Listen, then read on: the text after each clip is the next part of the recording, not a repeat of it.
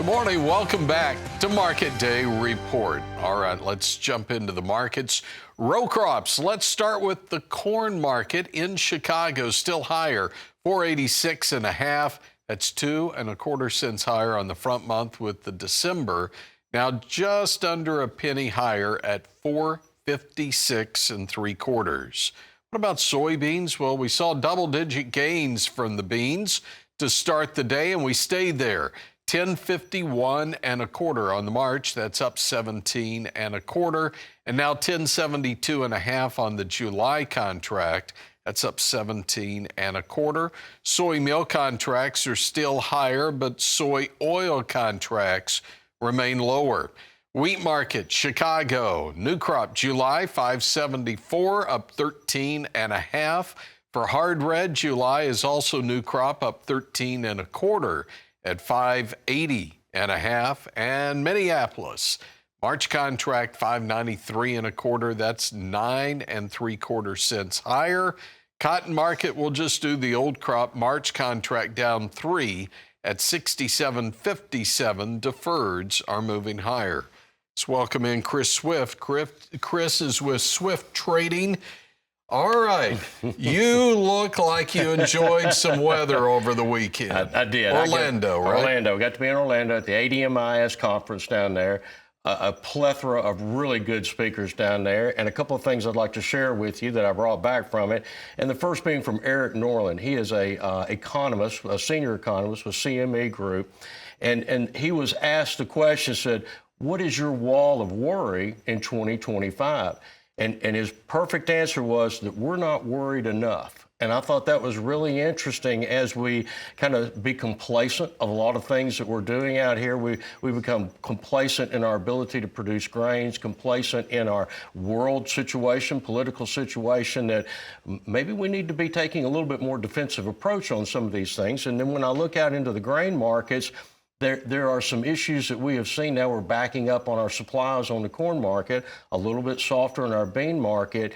It would only take one weather scare that could really turn this market completely around, that leaves all of the lower trading behind. And we've already seen this morning, July corn, 3/4 cent from that $5 handle now. Nobody ever thought that we would get back up to this level. So I think keeping an open mind of what can happen this year instead of being more focused on, well, we need to do this to cover this, and keep a little bit of an open mind. There could be some changes later on in the year that produce significant amounts of price fluctuation that we might not be considering right now.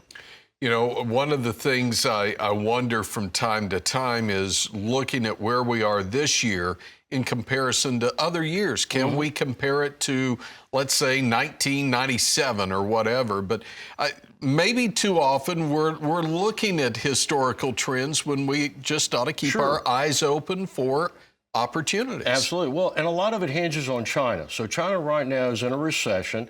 They have not been a big grain buyer here recently, and some of their own producers out there having to market inventory at a lower price. So they sure don't want to bring in a lot of imports on there. We discussed tariffs, and now Trump has said we're not going to do the tariffs on the grain market, so a little bit firmer this morning. But what that kind of leads to is while China is in a recession, yes, they may stay there, but it would behoove them to come out of it. So if they do, they potentially devalue the yuan just a little bit and stimulate the market. And now instantly we have inflation again that wasn't due to us. Good point. All right, we'll take a break. We'll come back and talk something I know you like to talk about. Absolutely. Cattle market next. Market Day Report continues in a moment. Well, cash cattle, it developed last week at 201 in the south, the north at 203 to 206, up a couple of bucks, and the dressed at 322. That sets the stage for looking at live cattle futures this morning. Let's go to the market, up 67 on February at 197.45, the April at 197.82, 32 higher. What about the feeder market? Well, feeders are 67 higher on the January at 274.17, and roll out to the March, it's a buck higher at 269.20.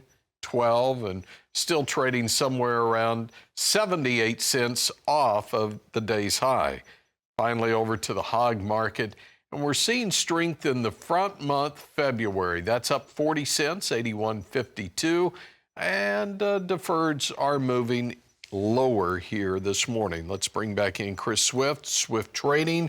All right, when you look at the livestock futures, what's got your attention? Not much has really changed in there. We are dealing with an ominous position of too much processing and production capacity for the number of animals that we've got. And the more I learn about how much the subsidies and some of the government payouts throughout the last couple of years have been to increase some of that.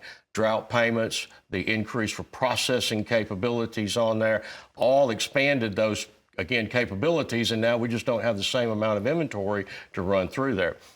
I think from what I learned, input costs are going to be a big deal to have to overcome in this year. Now we see corn prices nearing back $5 a bushel. We were $4.30 not too long ago. We look at new crops out there, and they're not going down. They're starting to rise as well. Energy prices, last week we were at almost at I think we were over $80 a barrel on spot. Now we backed up a little bit. We're going to lose the Fed contract, but both diesel fuel and crude oil continue to be in inverted markets. Spot months are trading at the highest. Gasoline continues to be a little bit weaker, although this morning is completely different. Diesel fuel quite a bit lower than the gasoline, but gasoline just hasn't quite perked up as the way diesel fuel has. And if we think about the way President Trump has come in and said, we're going to start making this country better, we're going to do this, those are all very inflationary factors when I think about it. And lastly, electricity. The amount of electricity usage that we're going to need over the next several years is going to be phenomenal to produce AI, the Bitcoin mining, and just normal usage of what we have here, and how poor our infrastructure is of that. So a lot of potential infrastructure, steel, some metals, things, back-breaking labor, those kind of things really look like what's coming forward to me.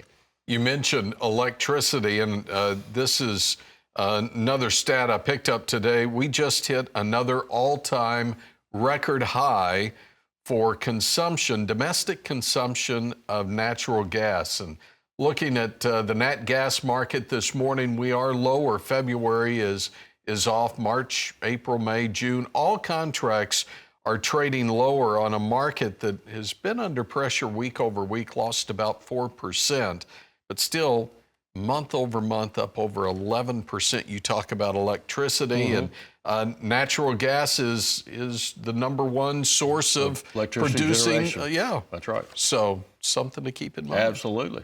All right. Also, we have reports coming out this week as far as livestock are concerned. Livestock slaughter report out on Thursday.